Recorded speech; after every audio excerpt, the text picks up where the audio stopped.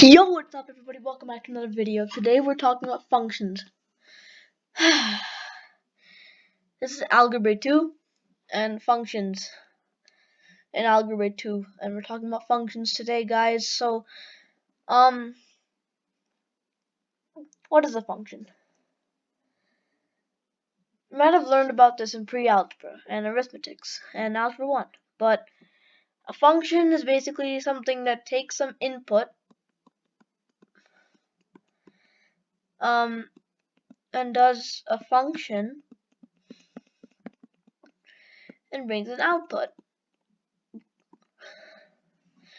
Polynomials, linear equations, quadratics, anything is in the form of a function. So an example of a function is y equals 3x plus 1. So this 3x plus 1 is a function. X is the input, y is the output. So what we do is we have x, then it goes to the function, and you get y. In this case, the function is 3x plus 1. So x is usually what we call a dummy variable. The dummy variable is you can choose any value for. We can say x equals 0, x equals 1, x equals -3, x equals pi squared over e to the 7th. Who knows? Anything. We get to choose what x is. But we don't get to choose what y is. When we choose what x is, when we plug that in, y is what comes out. Whatever y is, we have to deal with it. So, now I'm going to talk about the notation of a function. I don't like writing function over and over again. It's a big word. So we call it f for function of x equals y. Or we like to say y equals f of x. So this is a function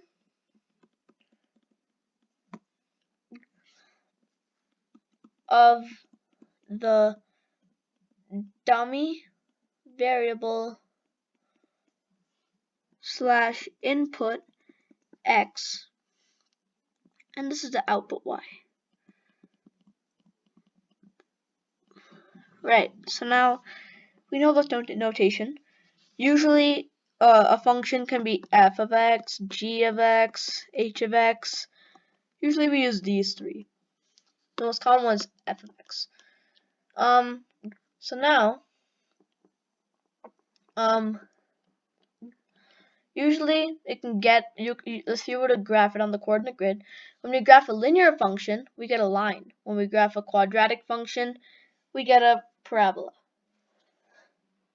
But we can graph anything. Even when we go to piecewise functions, we can graph anything. For example, we can graph this.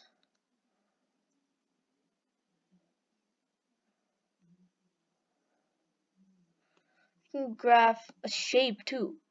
Anything. But what can we really graph with just one function? Like we can't, I'm sure that we can't really graph, notice, I'm going to give some examples of what you can graph and what you can't.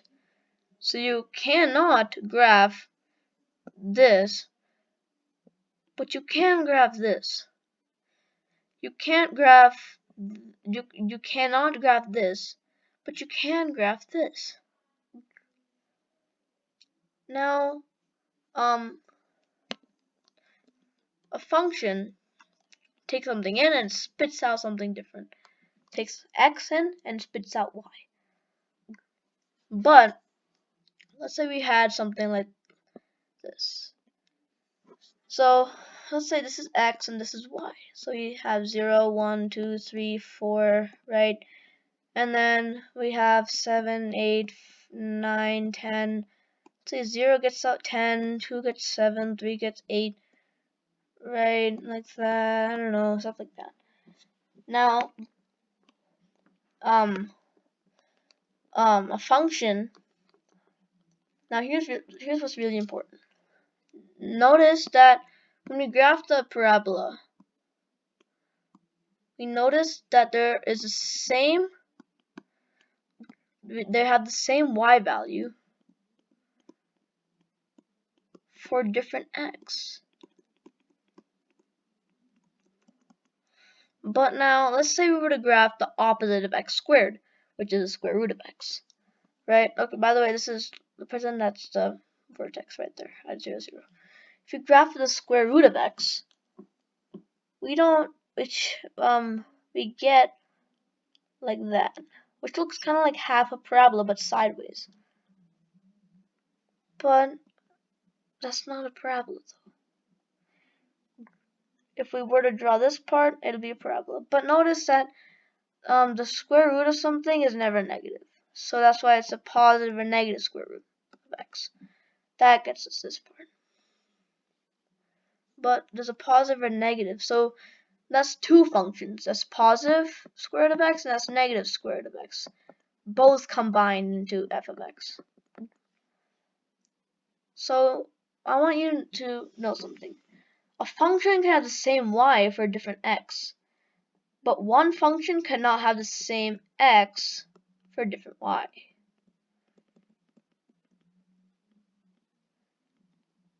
Okay, we cannot have that. Now, I'm going to talk about inverse functions. So we know the inverse of plus is minus, inverse of times is division, multiplication is division, squaring, square root, stuff like that. But how do we find it? So let's say you had f of x, or y equals f of x. To find the inverse, what you do is to switch x and y. So you say x equals f of y. What is f of x? So the notation for inverse is f negative 1 x equals y. So that means that f negative 1 of f of something equals that something. Same thing like this. F of the inverse of f of something equals that something. So this is usually f inverse, inverse of f, stuff like that. So you take the inverse f on both sides and you get this equals y. Now to find that, remember, you switch them. So let's say you had y equals 3x plus 2. What's the inverse of this function? Well, you switch x and y, you get x equals 3y plus 2. Now you have to solve for y. So you say that, now using your algebraic knowledge, you say y is equal to x minus 2 divided by 3. So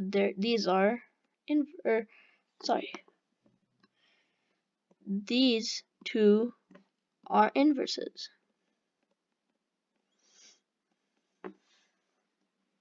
Okay, now what do they look like on the graph? So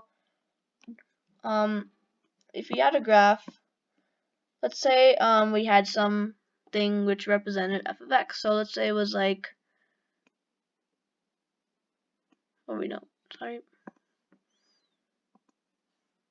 so we had something random.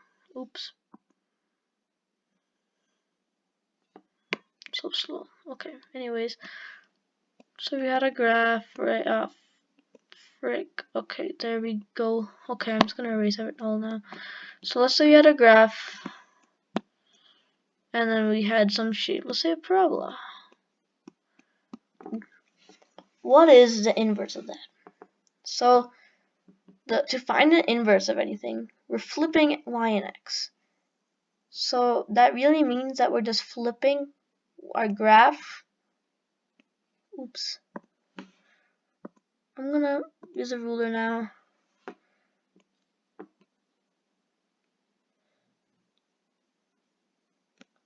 Okay, so that really just means that we're just flipping it over the line y equals x. Remember this line? This is the basics. Y equals x. Now we flip it over this line, right, using our geometric transformations, and we apparently get we get this.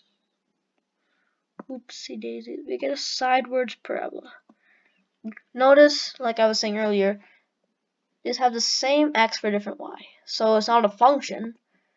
This part is a positive square root of x, this part's a negative square root of x. Yeah. Now, you might be probably thinking, what about circles? I mean, they have the same y for different, or the same x for different y. So how are they a function? First of all, the inverse of a circle is a circle because it has full symmetry or whatever. So,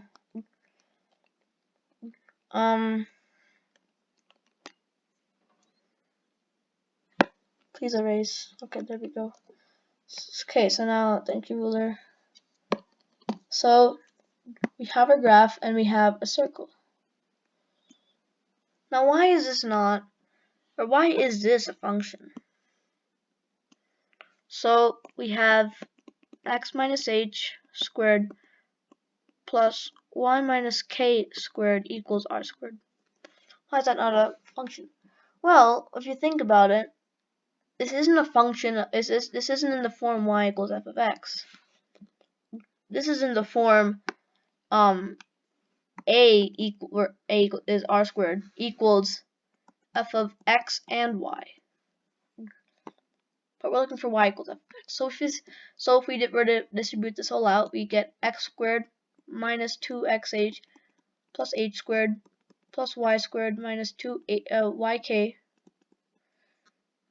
plus k squared equals r squared. Solve for y, we get, so actually now we write this out in a better form. So we get x squared plus y squared minus 2xh minus 2yk plus h squared plus k squared equals r squared. How do we solve for y? Oh, I have a better idea. Instead of expanding it all out and getting some ugly things with multiplying stuff, and yeah, what if we just subtracted x minus h squared? So we get y minus k squared equals r squared minus x minus h squared. Now if we take the square root, we get, now what's wrong with this step? We just take the square root, we get square root of r squared minus x minus h squared. Well, when we take the square root, what about the negative square root? So this has a plus minus. Add k. This is the equation of a circle, but in a different form. Now we have a plus minus. The problem with that plus minus is that it's two functions. It's positive and negative. So we can't do anything with that.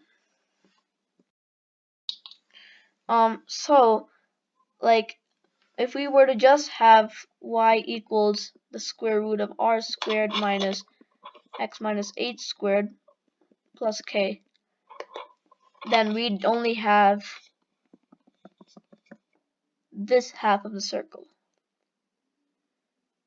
Actually, you know what? I just thought of something cool. If we had the positive, we had this half. If we had the negative,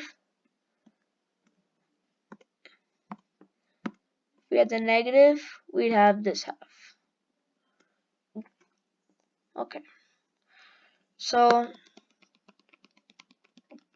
that's why it works for a circle, because kind of manipulating it to your own advantage.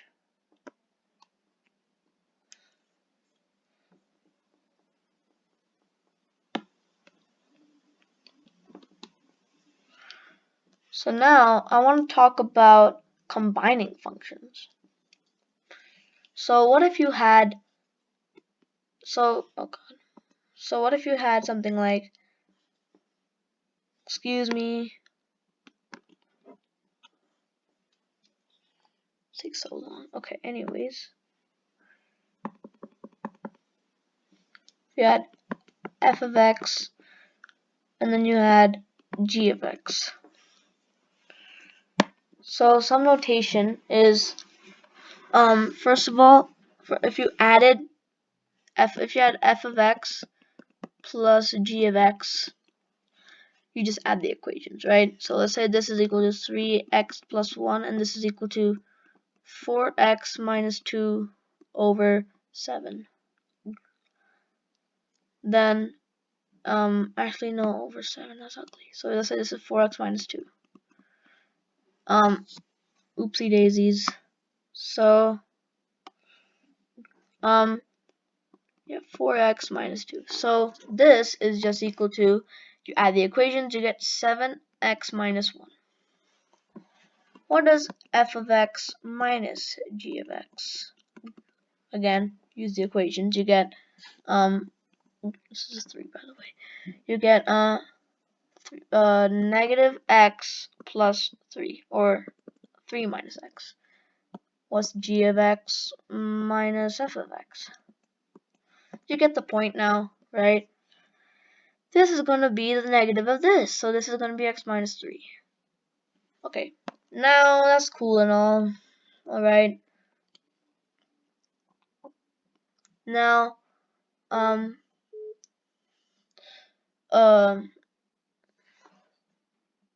yeah, sorry. So now what if you had,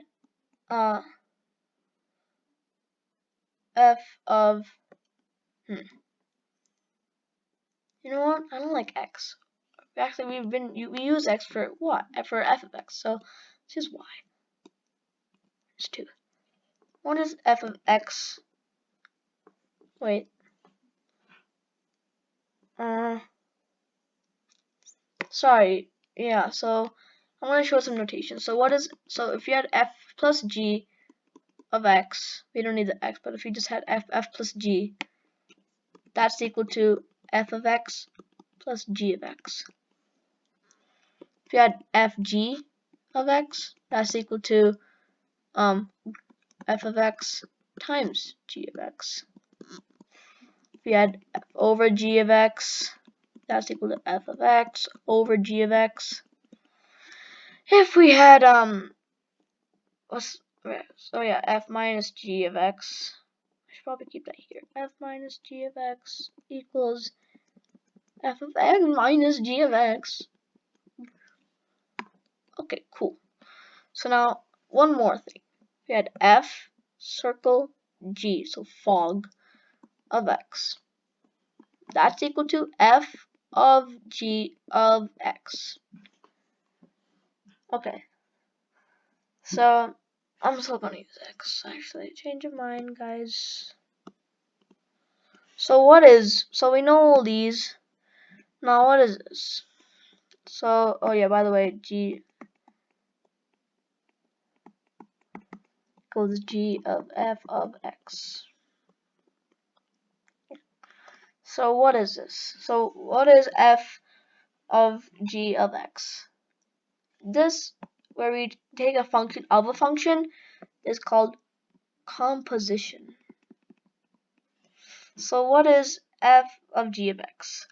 Well, or g of x, so we have 3x plus 1, and we plug in, for x, we plug in 4x minus 2. So we have 3 times 4x minus 2 plus 1, which is equal to 12x minus 6 plus 1, which is equal to 12x minus 5. Now, what if we had some value here? Like, what is f of g of 3? Well, you could do f of g of x first and get 12x minus 5, and then plug in 3 and you'd get 31. Or you can just take g of 3 first, so you'd get g of 3, which is 4 times 3 minus 2, or 10, and then you plug in 10 for f. Now, 10, so 3 times 10 plus 1 is 31. Okay. So, that is some of the notation and some of the graphing of it. Now I'm going to talk more about the graphing part. So you had a graph, okay, and you had some shape. Oopsies, can't do that. What is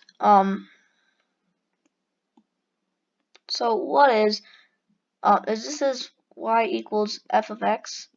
What is y equals f of negative x? Well, first of all, what does that mean? Well, that means that if we plug in a negative x, we're going to get the same y value. So instead of plugging in, let's say if you plug in 2 and you get 3 out, and y equals f of x, that means that instead of plugging in 2 and getting 3, you're going to plug in negative 2 and you're going to get 3 as your value. So that means that instead of plugging this value to get this value, you plug in the negative of that to get the same y. So you're just flipping it over the y-axis.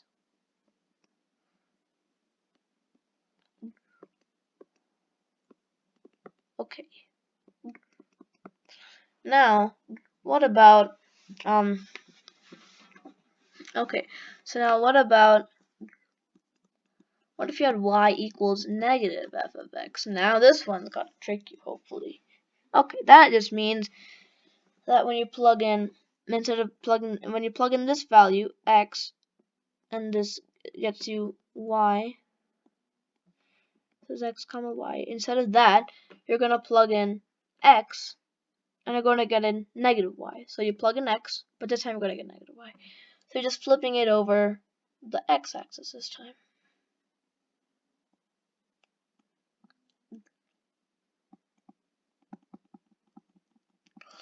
Notice we can multiply by negative 1 on both sides, and we get negative y equals f of x. No need, though, to write that out. So now, and then, of course, this is y equals negative f of negative x. Cool. So now, what if you had something like that goes like a parabola, and you were to now what if you were to do, this is y equals x squared, and f of x is x squared. So if you do f of negative x, you'd get y equals negative x squared, but y equals negative x squared is equal to x squared. So you're going to get the same thing. When you flip it over the x-axis or the y-axis, you're going to get the exact same thing. And for circle, whatever you flip it over, and done. Nothing happens. So we talked about that. So now I want to talk about doing a function on a function. Back to that idea. So what if you had a graph and you had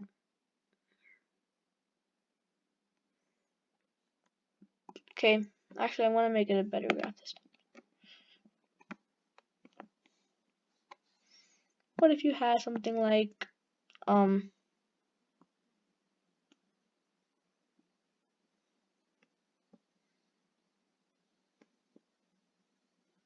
like that. And that's y equals f of x.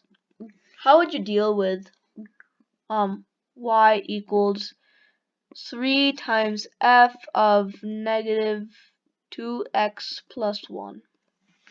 That's a handful. So first of all, we need to deal with scaling functions. So what if you had f of 3f of x? When you have 3f of x, that just means that if let's say you had your table, right, x and y, so 1, 2, 3, 4, 5, and I'm gonna put 6 because of niceness. And now, if you were to plug in, now let's say you got 7, 8, 9, 10, and 11.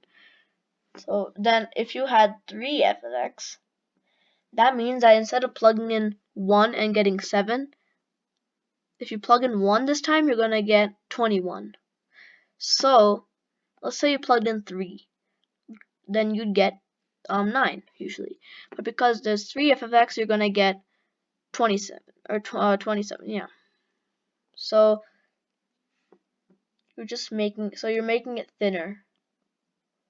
So if you had a parabola, and you had graph, this is x squared, y equals x squared, graph 3x squared.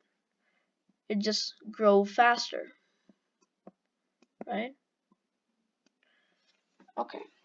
Now, if you add plus 2 after that.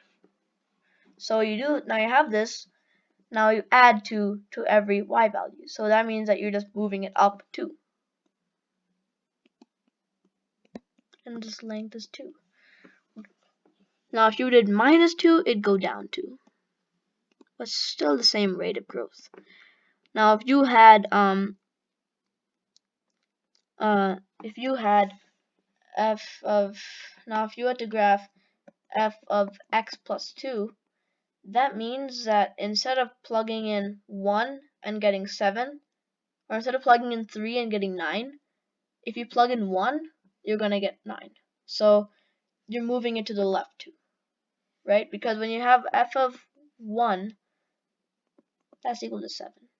And we know that f of 3, which is 1 plus 3, equals 9. So we're just going to the left too. So we're gonna get. So now we're gonna apply this transformation onto y equals x squared, and we're gonna move to the left too. Now if we had x minus 2, we're gonna go to the right. Not really explaining this well, but oh well. So far we've learned many transformations of functions, for algebraic transformations of functions. So let's say, when you have f of x, and negative f of x, what does that do? What does f of negative x do? What does f of x plus a do? What does f of x minus a do? What does f of x plus a do? What does f of x minus a do? And then of course when you put n times f of x, it just scales it. When you put f of nx, what happens, right? So when you have negative f of x, just remember that just think about it logically. Plug in some values and then see what happens when you plug in a different value. So negative f of x flips over the x-axis. And always think of some special types of functions, like maybe x squared, that could help sometimes. F of negative x flips over y-axis. Negative f of negative x, that flips it over the origin. So you flip it over the x-axis, then the y-axis, or y-axis, then x-axis. But yeah, f of x plus a moves left a. This moves right a. This moves up a. This moves down a. Notice that when the constant that you're subtracting or adding is on the outside of the function, you're moving up, or you're moving it vertically, and if it's positive, you're moving it up. If it's negative, you're moving it down. That makes sense. But when it's inside of the function, then you're moving it the opposite way. So if it's plus a, if it's f of x plus a, moving it to the left. If it's f of x minus a, you're moving it to the right. Now, n times f of x, these are just scaling.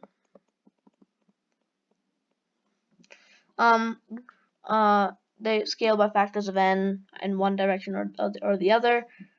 But yeah. And then let's say you add a combination of these. So you'd first, like you can do one transformation, then the other. Usually they're transitive, so you can do one transformation then the other, and it'll be the same if you did the other transformation first and then the first one. But yeah, if not, if you're confused, plug in some values. That really helps sometimes. I believe that's it, but it's always better to check, right? Oh yeah, one more thing. So we talked about transforming functions. Now you might have noticed that x squared has y-axis symmetry. So you can flip it and it'll be the same. X cubed, on the other hand, I don't know if you know this, but the x cubed graph looks kind of like that. Now x cubed, if you were to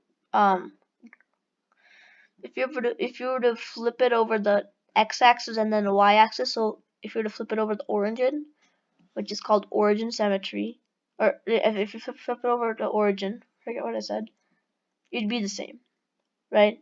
So you flip it over the x-axis, and then flip it over the y-axis, and you'd get this. So that means that y equals x cubed has origin symmetry.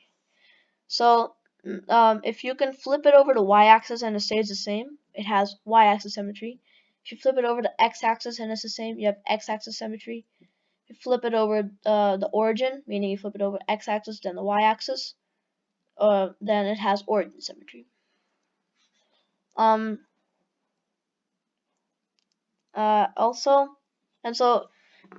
x to the fourth looks kind of like this. X squared looks like that. X fourth looks more flat at the bottom and also grows faster. Oh wait, no, yeah, sorry. X to the fourth looks like that. Sorry, yeah. X to the sixth goes even faster. So x to the fifth looks like that. Wait, am I doing this wrong? Sorry, yeah. Yeah, so x cubed actually goes a little more in. If you were to be more realistic, it goes more in because it grows faster than x squared. And so there are two types of functions, or actually three. There's even function, odd functions, and then there's neither. Even functions are functions f of x such that f of negative x equals f of x. Odd functions are functions such that f of negative x equals negative f of x. Neither is where they're none.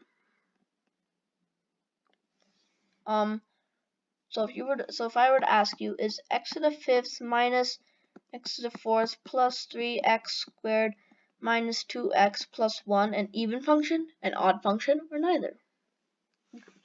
Well, you plug in negative x. Both ways you plug in negative x.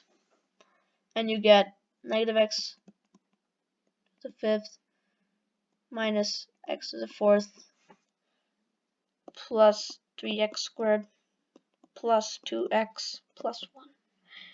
And that's not negative f of x, nor is it f of x. So this is neither. What if I gave you x to the fifth plus x cubed plus x squared, plus x plus nothing else, yeah. Is this even or odd? Actually, I'm gonna put plus 1 over x cubed. Is this even or odd? Well, you plug in negative x, you get negative x to the fifth minus x cubed minus x minus, this is x to the negative third, and that gets minus 1 over x cubed. You can factor out a negative 1 and you get negative x, this is f of x. Oopsie daisies. You get negative x to the 5th plus x cubed plus x plus 1 over x cubed. That's equal to negative f of x. So this is an odd function. Usually, a function that is odd has, or usually, when you think about it in polynomials, then an odd function just have odd powers of x, and an even function just have even powers of x. If there's a combination, like how I did in the first one, like there was to the 5th, to the 4th, to the 2nd, just to the 1st, and to the 0th, there's combinations of to even powers and to odd powers. So that was neither. Anyways, thanks for watching. Oh yeah, one more thing. If you were to graph an even function, they'd both end up going to infinity, and yeah, or they'd both go to negative infinity. Right? They'd both either both of the ends go to infinity, or both of the ends go to negative infinity.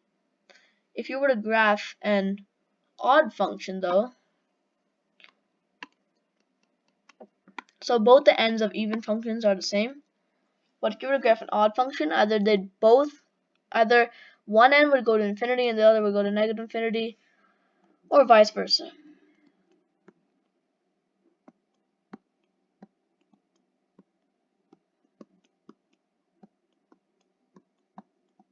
Even, this is even, this is odd, this is odd. Alright, so thanks for watching. This was a long video. If there's more on functions, I'll let you know, but this is what I could gather for this video. Anyways, thanks for watching. See you guys next time.